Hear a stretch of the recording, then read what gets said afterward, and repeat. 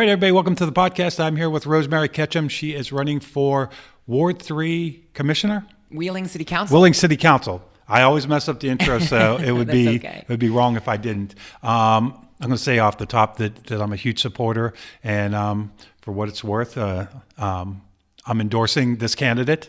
Wow, thank you. I appreciate it. You're welcome. Not paid for, no bribery here. No, I didn't no. even buy your coffee. No. I wouldn't allow it. Nothing that would discredit the campaign. No corruption here. Give your opponents something to try to hold against you. Now, and what I know about local Wheeling politics is not a lot because I am from Ohio. But what I know about politics in general is that people of character are who you want running, and Rosemary is definitely of the highest character. I can't imagine anybody that I can think of that, except for maybe my mom, and she passed away a long time ago, that has as high a character as her. So Well, thank we're you. very I so excited. appreciate that. Thank you. And the buzz is around town. I think a lot of people are excited that you're running. Yeah, I think this city council election, for a lot of reasons, is on a lot of people's minds. There are a lot of issues that folks are concerned about, and a lot of people who feel that they deserve better representation. So. I think every election year we say this is unprecedented, and we are, this is. But this year is particularly, I think, from a federal level, state and local politics. What's happening in 2020 is very special. Yeah, and Wheeling for the past 10 years, I think, has been on the rise, but now it's really starting to get to the crest of that. And so I think now more than ever, being focused on local matters and paying attention to what's going on in the city and making sure that people are taken care of is important, because I think the next 5 years, we're going to see huge changes in the Ohio Valley. So Wheeling's at the center of that. Yeah, for sure. Yeah, so having good people looking out for everybody is important now as it's ever been. Yeah, no, absolutely. We need fresh perspective, optimistic folks, and energized people who are willing to get on the ground and do the work. Yeah, I agree. I think business as usual is usually not that good of an idea, especially when the conditions around you are changing. I guess if the conditions are staying the same, then it's not that bad. But when you're in a state of affairs that we are now, where things are changing rapidly and probably always will, right. I think that's the world we live in. You need people that are willing to roll with the punches, assess the situation, and their main goal is improvement for the citizens and not just for themselves or their political careers. Right. A community like ours is a team effort, and so we need folks who are in leadership positions, both elected and non-elected positions, to make it a priority to work together in tandem with other community members. I feel like that is the most important kind of marker for success of any city, is that willingness to work together. And I think that's a great point to make, because I know that one of the things that I get so upset with on Facebook and just in general is how polarized people are, and how people want to pick a team and then fight like hell for their team, instead of realizing that we're all in this together and we have much more in common, and we need to work with each other. And just because we don't necessarily agree on what's the best plan of action doesn't make the other person a bad person or an evil person. And I think embracing each other and trying to fight for what we believe in, but also do it respectfully. And I think there's a right way to go about it.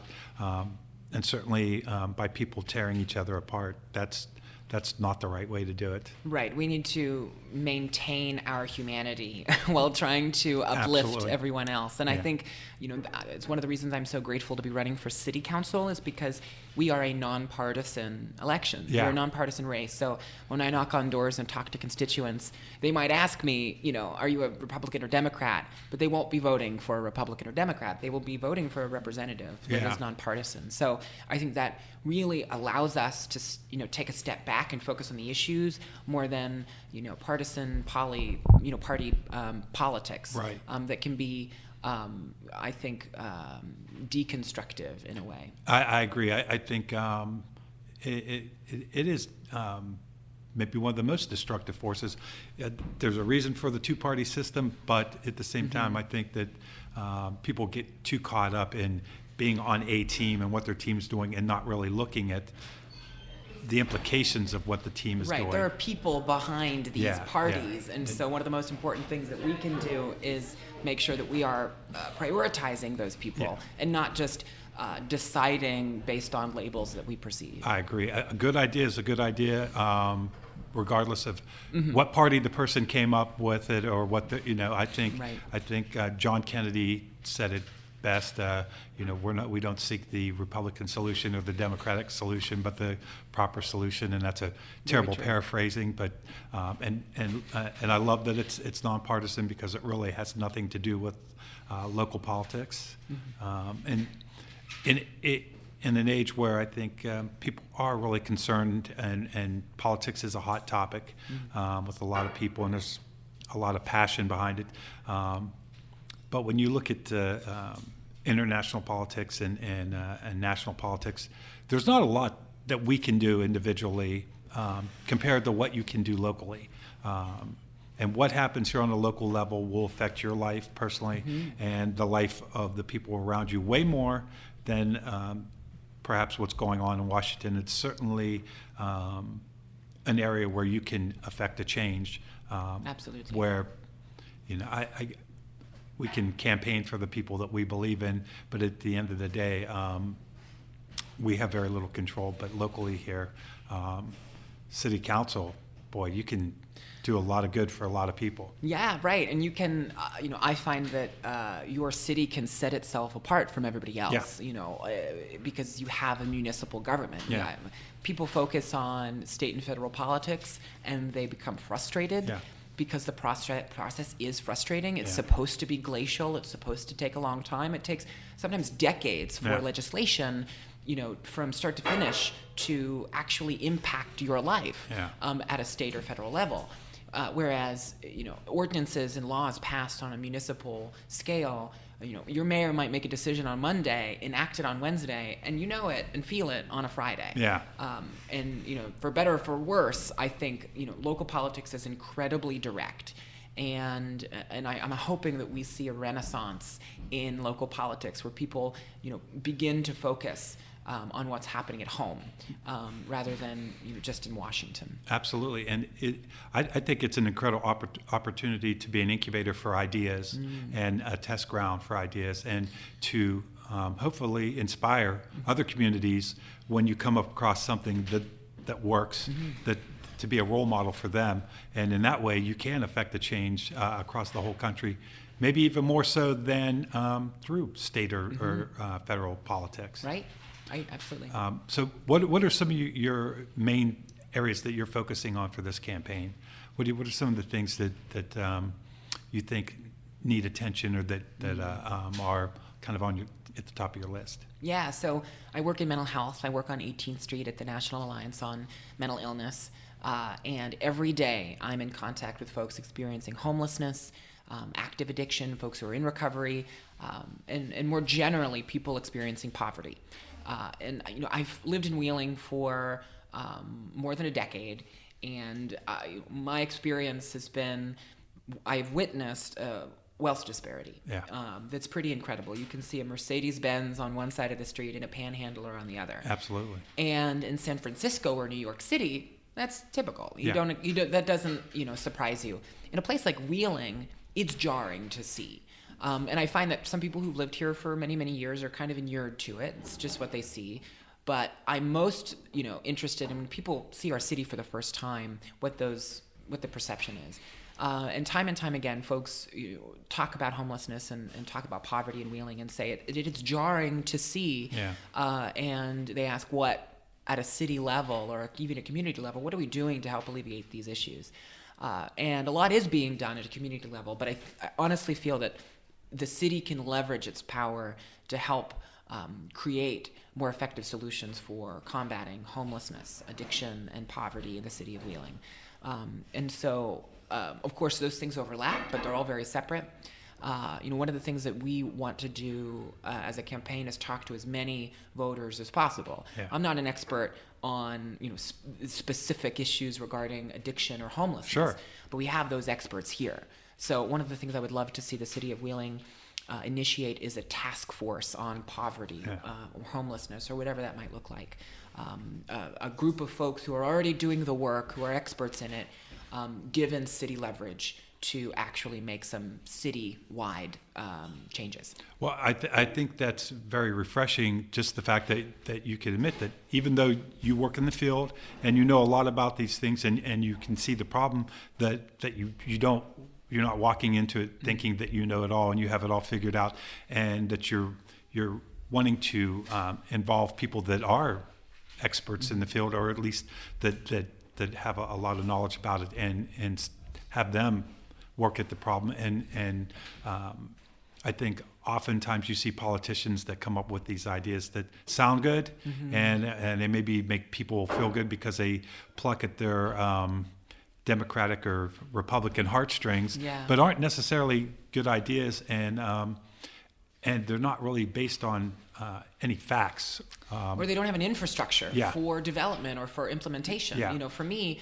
I can see the problem. I can imagine some of the things that can be useful. And we have case studies around the country, Yeah. other places who have had this. Wheeling's not special in that. There are other places who experience very similar issues. But we have people in Wheeling who are already doing this work, sometimes just out of their own pocket.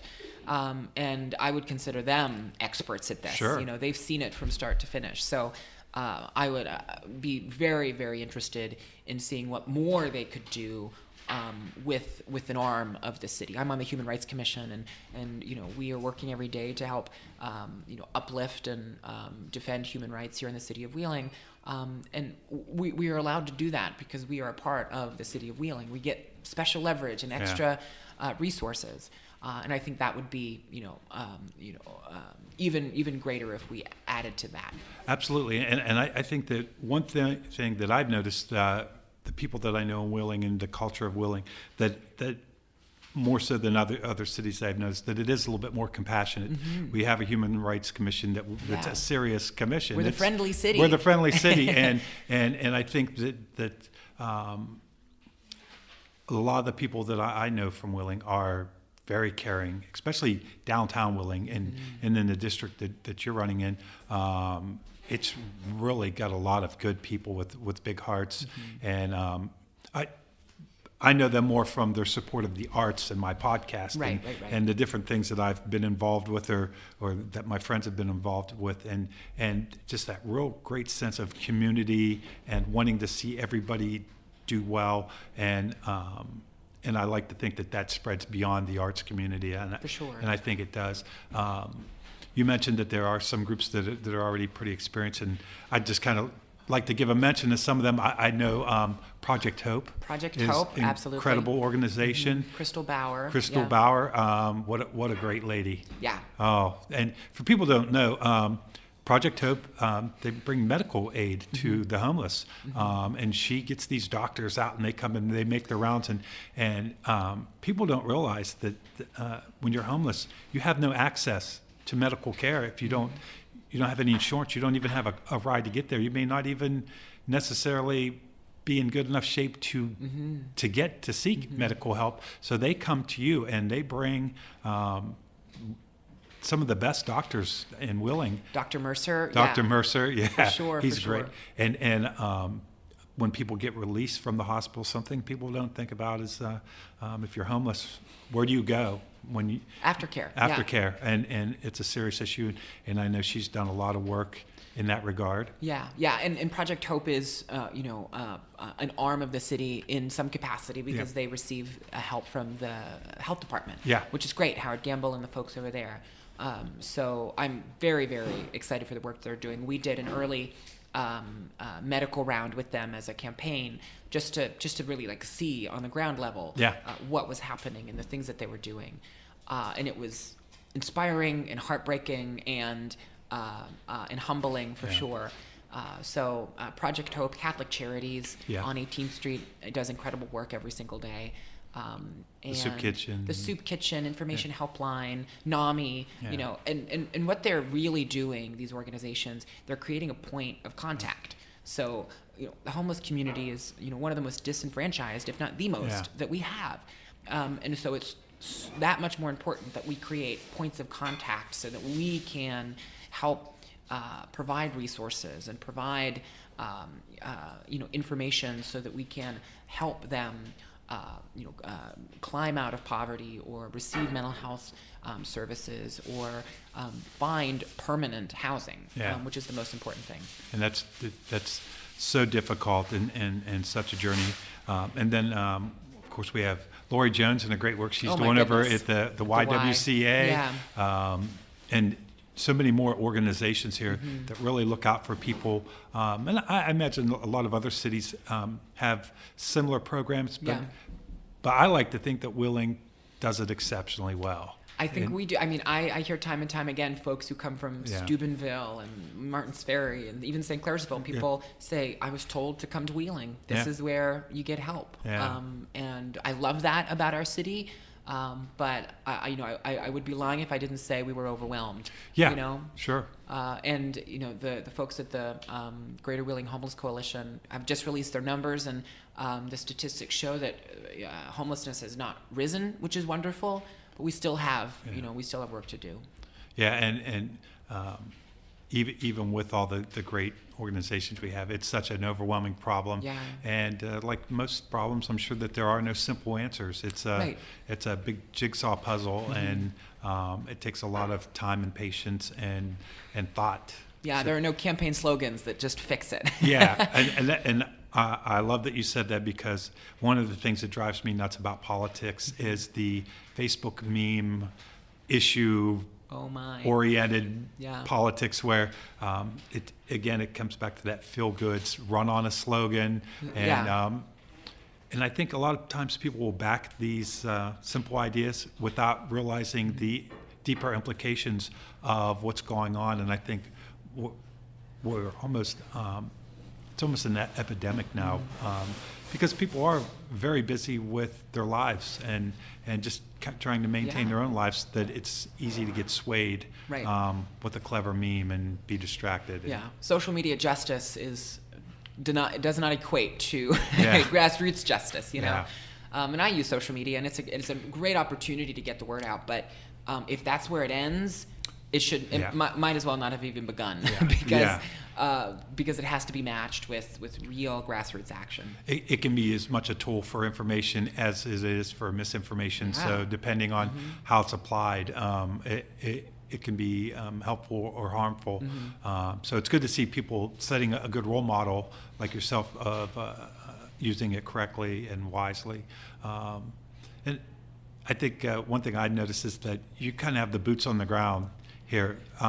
When I don't go out that much anymore, but when I did, I would see you at almost every event. And just always around town, and you're working with the same people that you're going to be representing, and you're not hobnobbing with the upper crust. You're down there with the people that you will be representing, and I think that's important to know them on the name-by-name basis in a lot of cases, and to have more than just a couple personal stories that you get when you're walking around with handshakes, that you know the whole culture and so much depth of knowledge on the people that you would be representing. Right. I think one of the most underestimated characteristics of running for office is being present. Not just being a politician and trying to get a vote out of somebody, but actually just being present and listening and saying, again, I'm not the expert here, but I'm absolutely willing to learn and pull people together and be that leader so that we can really institute change. And it's something we're doing with our campaign. We're hosting a series of neighborhood community forums, starting with Mozart. On February 13th at the Volunteer Fire Department, we were hosting a community forum where we just, really lay it out on the line and say, let's talk about your community, what's happening in your neighborhood, and really put pen to paper and figure out what are some tangible solutions that we can enact. I think that's a great place to start because I often forget about Mozart as being part of Wheeling, and it's kind of up there on the hill and somewhat forgotten, and so I think to show that they're important as much as anybody else, and to be there and interact with the community in a real way. Right. And I know that we talked about maybe you running for office years ago, and I said whenever you do, I got your back, and it was never about wanting to be like a career politician. It was Right. always about being concerned about people and how can I help. And ever since I've known you, that's always been the thing that stood out to me the most, that you were trying to help other people.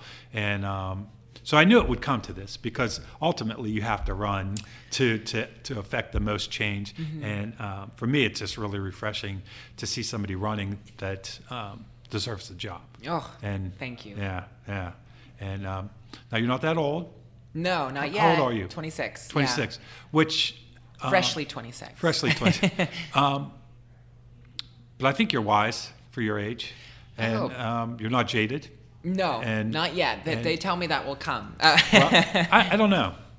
You're one of the most optimistic people I've ever met. So hopefully not. Yeah, I think I'm good. I think you're unparalleled as far as people that care about the city and care about helping people. And I know a lot of people that do. Oh, my goodness. Yeah, very of much. course. But yeah, you're definitely up there with the best of them. So Thank you. I mean, truthfully, I think we can't afford to, be silent or, just give up, shrug our shoulders. Yeah. I would absolutely not run for office if I felt I could, Yeah. institute the change I want by just being a community member, But I realized that I would hit a roadblock every time I thought, well, goodness, this would be a great thing for the city, but who's going to do this? Yeah. Who Yeah. has the courage to actually stick their neck out and advocate for this. And when I looked at, not just our council, because I like many of the members, Yeah. but just looked at, leadership in general, I didn't see that, I didn't see that courage. Yeah. People who are willing to just say, you know what, this might not be popular with the establishment, this might not be what people, think is best, but this is what works, Yeah. for the city of Wheeling. And this is what people on a grassroots level are telling us.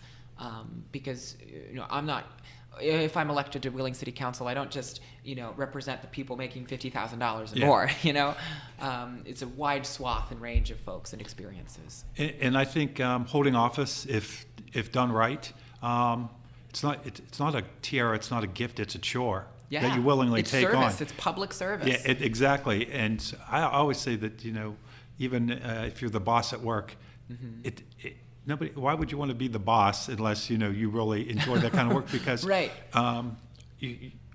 Another word for boss is responsible. And I, my particular job, I like that I'm not the boss there. Right. Now, some other things I did, I liked being in charge because I didn't mind the responsibility. But it's not about prestige. It is about a responsibility that you take on Right. to look out for the welfare of the people that you represent, and it's nice to know that you get that. No, right, and I think it is funny that sometimes I hear folks who talk about how glamorous it is to be a politician, and maybe I've never been a senator. For or some whatever. people, it is because that's There's what prestige the kind of- or whatever. Yeah, that's- but yesterday canvassing, I stepped in dog poop. Yeah, on yeah. my way to a door, and so if I've ever experienced glamour, I wasn't Yeah. awake for it. And I definitely I don't know anybody who runs. Or would run for office so that they could, just get a fancy nameplate Yeah. or a flattering headline in the Sunday paper. I think when they do that, they're doing it wrong. Right, Yeah, and sometimes they win, unfortunately. Yeah, But I think that we have to make sure that we are testing everybody who puts their name on a ballot. Yeah. And making sure that they're they want this because they want to institute change. They want to see their community thrive, Yeah. not just their bank account or their Rolodex or whatever. Yeah. And unfortunately, that's the perception of a lot of politics or a lot of politicians. So hopefully, in the city of Wheeling, I hope that perception changes, even if it's even there. I hope people begin to trust their city government more. Well, it sounds like when you're elected, because I do think you will be elected, that you'll be able to hit the ground running because you already have thought about what you'd like to do, and so you're not going to walk in the first day and go, okay, well, where do we start? Yeah. You already know what you want to accomplish, and Right. you have a solid reason for running. Right, but I'm very aware that I'm one of 6 people, and hopefully, whomever else is elected in the 2020 term, we can work together as a team and really find common ground. I've said it many times before. It takes more than one motivated, passionate person to make a difference. And I'm not running for mayor, so I can't just, Yeah. But I definitely think that some of the things that we are thinking about are striking chords with people, and whomever I get to serve with, if I get to serve, I hope that they see that too. Yeah, and if nothing else, you can bring things to the table that maybe have not been brought before, and that in itself is important. Just to present these ideas to make the other council members, if they're not aware of things from your perspective in your ward. Right. And I think it's great that you're open-minded and wanting to work with everybody else. And I'm sure you'll learn a lot from what's going on in the other wards and for issues sure. that are outside the realm of maybe what you deal with on a daily basis, and which will only make you stronger at what you do. Right. I mean, we may be segmented into different wards, but we're one big organism as a city. And so what happens in East Wheeling matters in Mozart. It matters in, Woodsdale and everywhere else. So that I think that's most important, that we can have people working together. If your left arm and your right arm weren't coordinated, your life would be trouble. So we want to make sure that we are coordinated as a city in our values and our mission, and in our action. Yeah, I think learning about what the other wards deal with and will be good for you and vice versa, to get a perspective on what's going on in the whole city. Yeah. So what are some of the other causes or things that you think are important coming up in the future? Yeah, so affordable housing is absolutely a critical issue, and the lack thereof. Yeah. I have a lot of friends who are newish to the area. My boyfriend has lived here for only a few months, and when he was looking for places around here, he was sticker shock. He was a little perturbed. I mean, he makes good money, and he could afford it, but he would compare the price with the quality. Yeah. And it's one thing to pay $1,000 a month for something that's great and totally worth it and accessible. It's another thing to pay $1,000 a month for something that's not really up to par. And time again, I meet folks who say, "Hey, I'm willing to pay, but I'm not sure that I'm getting what I'm paying for." Right. And so, it's super important for us to make sure that we are offering a range of opportunities for a range of income, but also that the quality of housing is good too. So I think we're headed in the right direction in a lot of ways. Places like Boria Lofts are wonderful. Places like LaBelle Green in South Wheeling are incredible too. So we need to make sure we're keeping a balance there with affordable housing, and one of the components there is making sure that landlords are being held accountable for the properties that they offer, and making sure that they're not gouging people. Yeah, I think affordable middle income housing is really tough. For sure. When I was younger and I lived in Dayton, Ohio in my 20s, I lived by myself. I had a half of a house, and I could afford it on my entry-level salary. Right. And it wasn't the best neighborhood. It wasn't the worst. But when I went to look for an apartment, there were 6 or 7 that I looked at. But I think, and this is nothing against people that work in gas and oil, but the influx of labor coming in has made housing in the Ohio Valley so much inflated, the price so inflated that tiny little trailers, I'm not talking mobile homes, but campers are going for $600-700 a month. And so I don't know how a younger person starting out that's working an entry-level job, or if you're gone to school and you're working at Walmart or something, like how you could even afford to live anywhere. Because it's not like you can even get outside the city and find affordable housing. And like I said, that for the money, it's not very nice. Even for half the money, I think they're not very nice. And so I hope that we see a shift in that, and that landlords are more responsible and not gouging people. And that's tough, I guess, because on one hand, the economics of it, people have a right to make a living. On the other hand, absolutely, you shouldn't take advantage of the weak people. And so, yeah, that's tough. Right, and I think that it's super important that we, like you said, provide that middle class quality and pricing. So affordable housing is not synonymous with public housing, although we have some of that in Wheeling, and I think that what we do have is well utilized. And so affordable housing really does mean having a place for $500 to $700 a month. That range is hard to find in Wheeling. It's either very inexpensive because it's either HUD subsidized or public housing, and many people don't qualify for those. Or it's $800 and up, and some people can afford that, and that's great.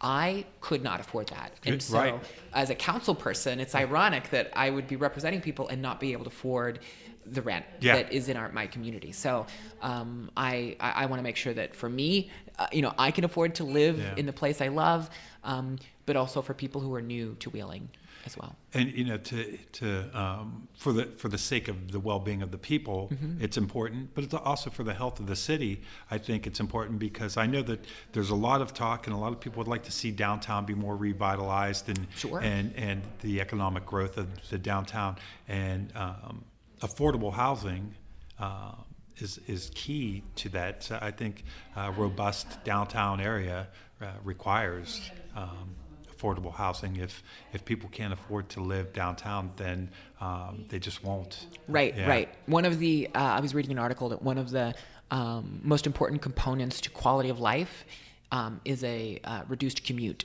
That people do not want to drive 30 minutes to work, and so if we can offer housing that is within walking distance to a person's place of employment, that's incredible, and their quality of life has been increased exponentially.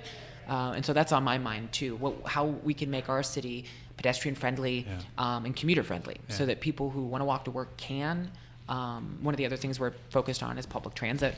For folks who don't want to own a vehicle or drive every single day, there needs to be options there. Absolutely, and once you have that foot traffic and people walking to work, now all of a sudden you have businesses that open up because they have that traffic in front of the business, and the whole city grows.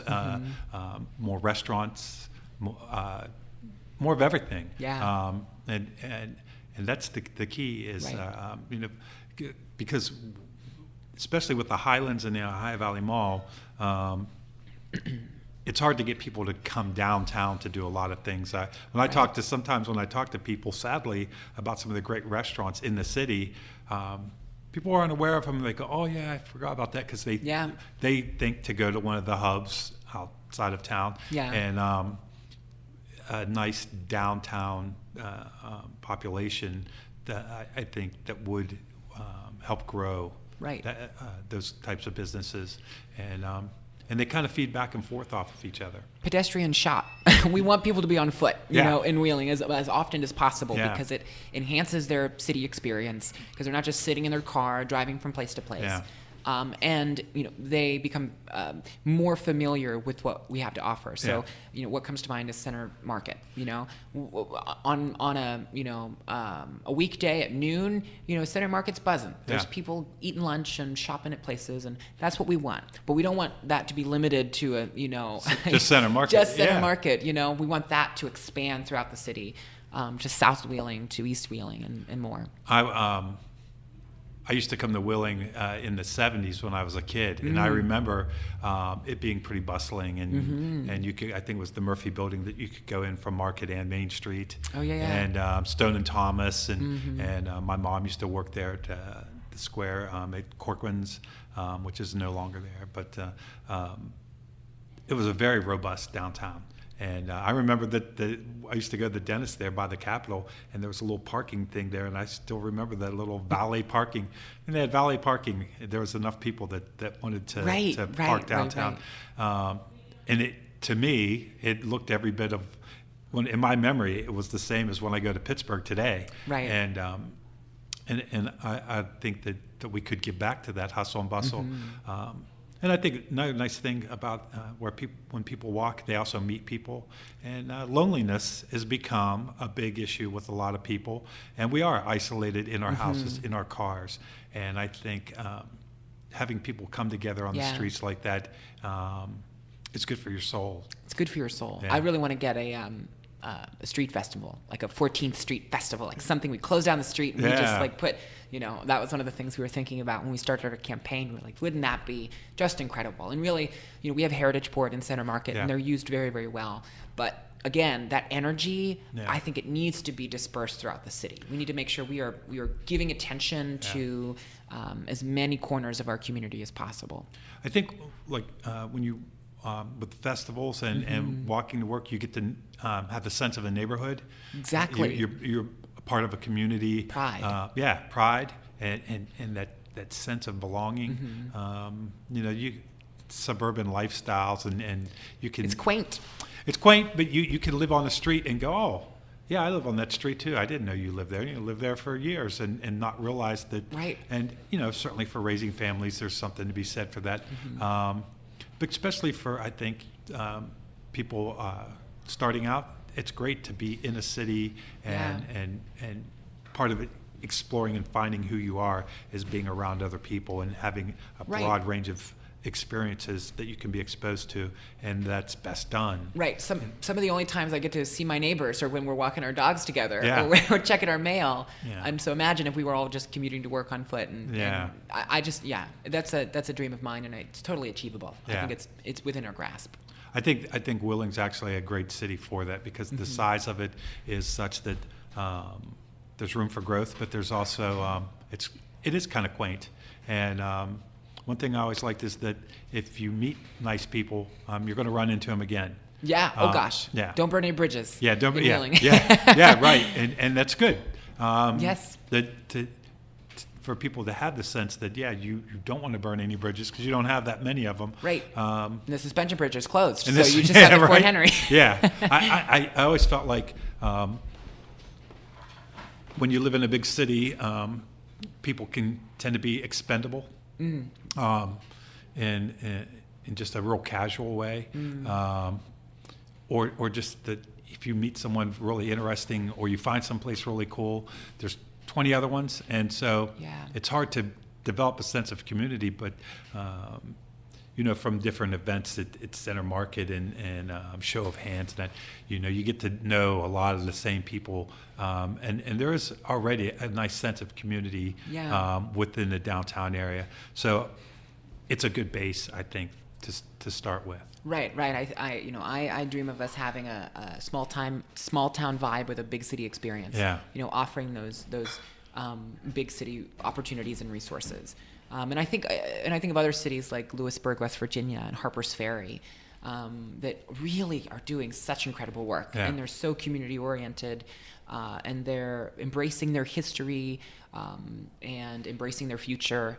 And we can absolutely get there and we can lead the state of West Virginia culturally, socially, economically. But we need to be unapologetic about what we want. And we need to make sure that we are putting people who are courageous and unapologetic in elected office. Well, I think that one thing I've noticed is there's a lot of pride already from people that live in Wheeling. And I noticed a lot of younger people are staying here. When I was young, everybody left the Ohio Valley when they turned 18. They couldn't wait to get out. Right. And now I've seen more and more people that are staying here and really appreciate it for what it is. And my friends that moved away, I tell them all the time, this is not the same place that you moved away from. This used to be largely an industrial city, but was mostly associated with the big industries, the coal and the mills and all that. And now that a lot of that stuff has gone away, that's not really the focus of it. Right.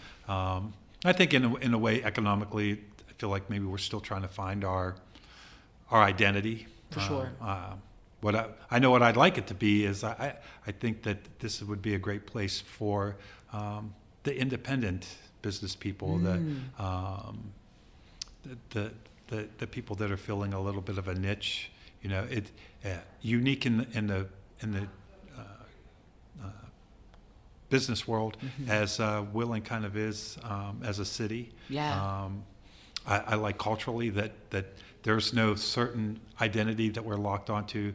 I love watching Portlandia, but they have a certain Portland, kind of vibe that the show pokes fun of. Right. But I like Wheeling because I think it's very eclectic. Yeah. It's there is no fashion style. There is no any one thing other than being It's hard yourself. to pin down. Yeah, be yourself and be eclectic, and that's really the perfect style.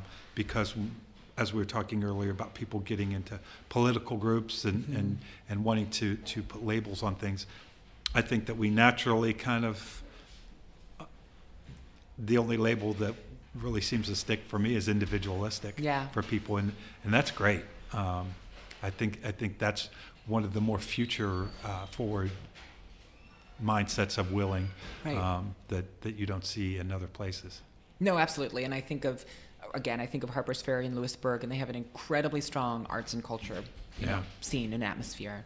And it's not in opposition with its business districts. They are working in tandem, and it's very similar here in Wheeling. We have communities, our arts and culture community, and our business community. Yeah. I think of the relationship between Oric, which is an incredible law firm here, and international, one of the I think most successful law firms in the country here in Wheeling.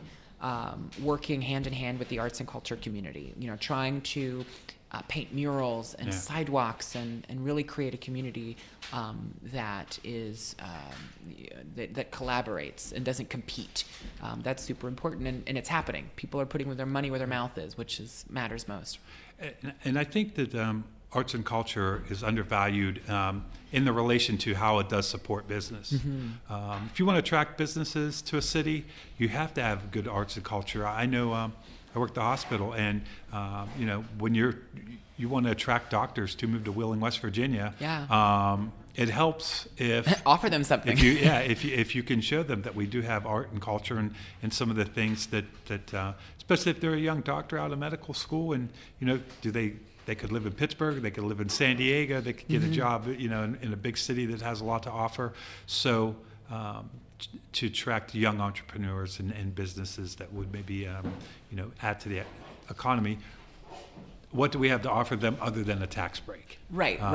Because, obviously those things are great, but having culture as well as affordable housing and other things that anybody that's listening to this that might be more economically minded, right.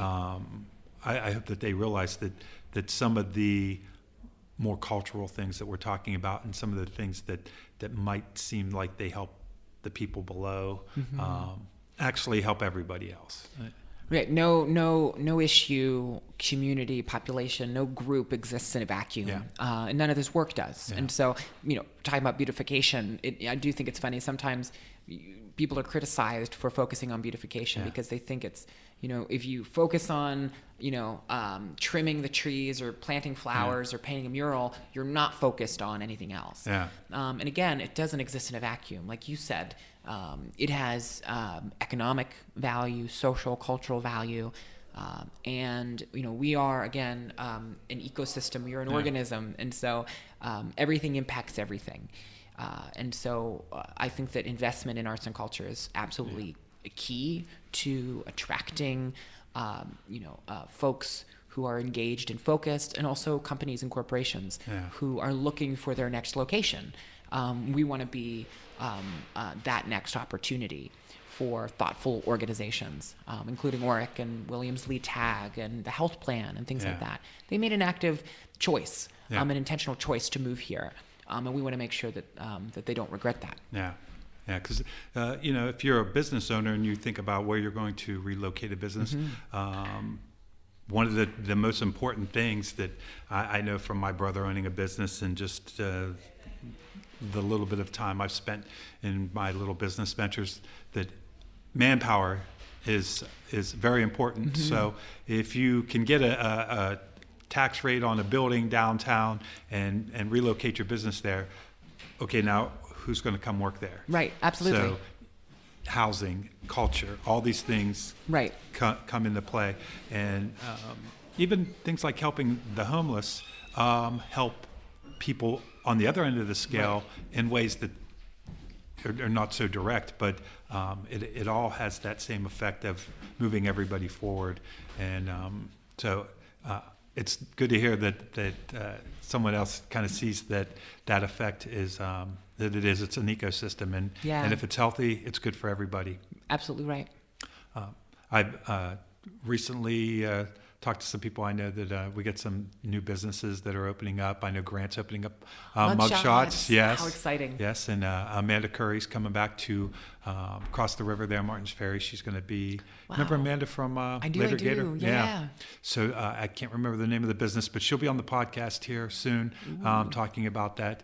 And a lot of other really great things going on in There's town. energy. Yeah. I feel incredibly optimistic about the future of Wheeling, and I think that that energy is contagious and it snowballs. We just have to keep it up. Yeah.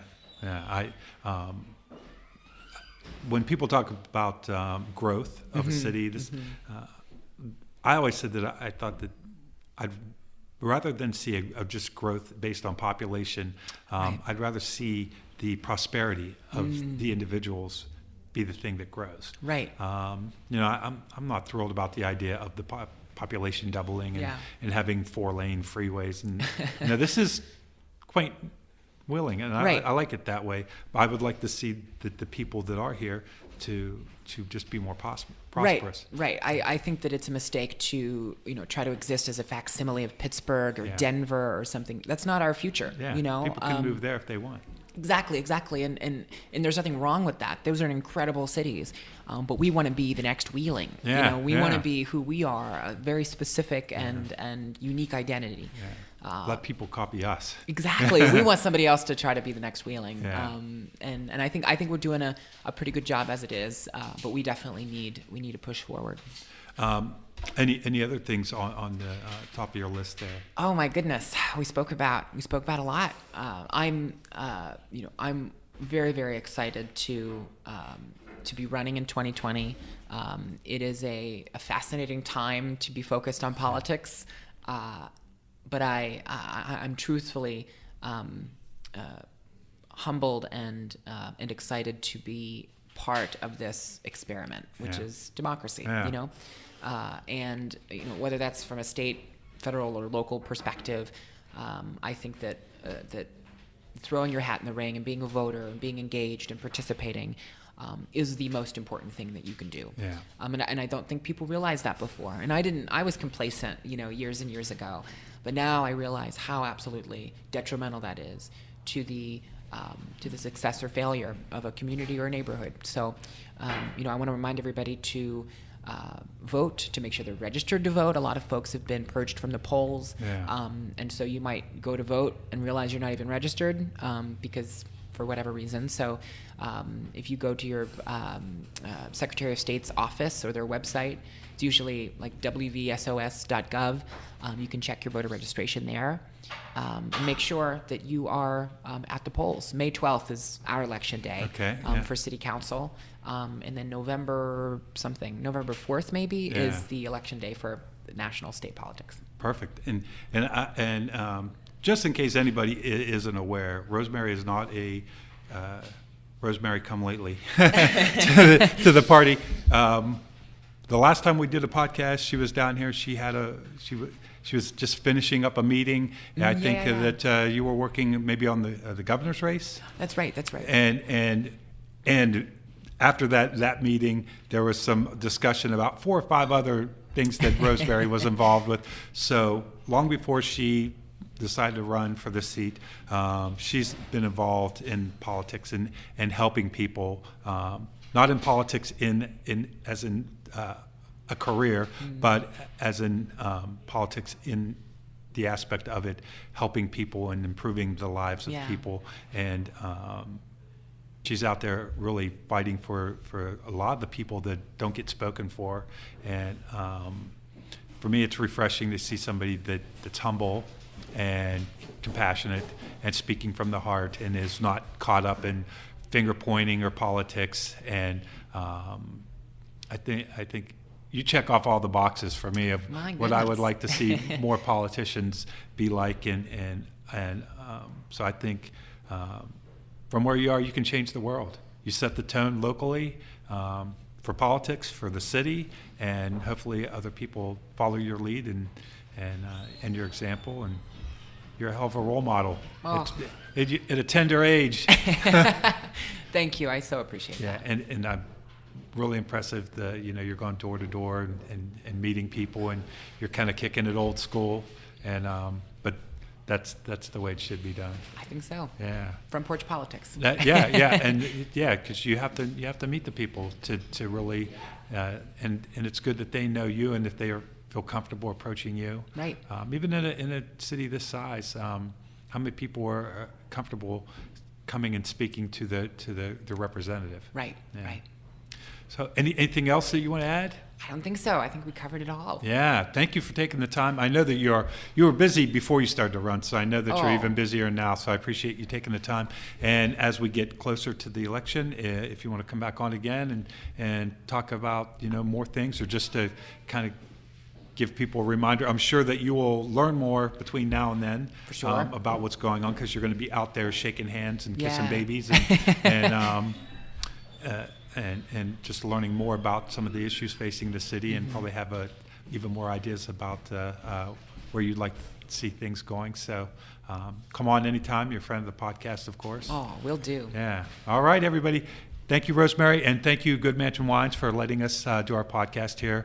I love this place. It's a beautiful, beautiful building. If you've not been here, shame on you.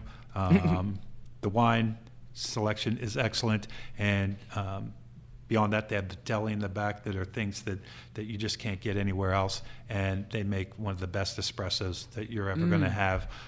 Every time I come here, I have to get one of the coffee drinks, even if it's 3 o'clock in the afternoon like I did today. All right, everybody, until the next time, see ya.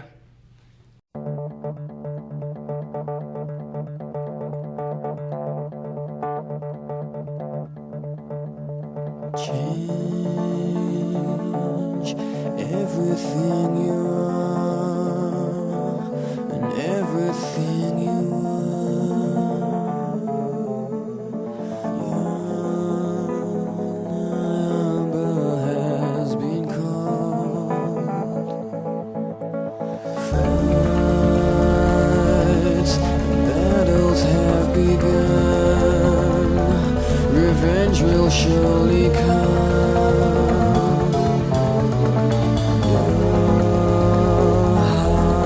Times are ahead. Best, got to be the best. Got to change the world and use this chance to be heard. Yeah.